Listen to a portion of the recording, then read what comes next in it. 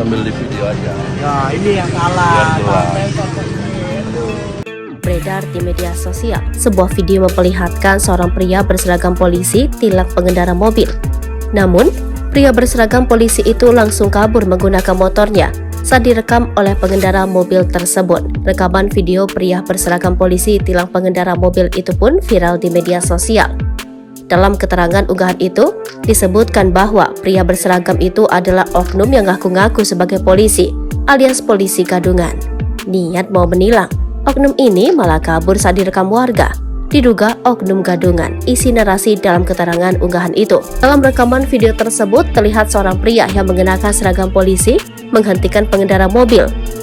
Pria berseragam tersebut menghentikan pengendara mobil dan kemudian memarkirkan motornya tepat di depan mobil. Setelah keduanya berhenti, pengendara tersebut kemudian turun dari dalam mobilnya. Sementara pria berseragam polisi itu menghampiri pengendara mobil dan bermaksud memberikan tilang kepada pengendara mobil tersebut. Pengendara mobil mulai merasa curiga dengan perilaku polisi tersebut, sehingga ia memutuskan untuk merekam aksinya. "Sambil di video aja biar jelas," ujar pengendara mobil. Setelah mengetahui bahwa ia sedang direkam, polisi tersebut langsung pergi meninggalkan perekam video.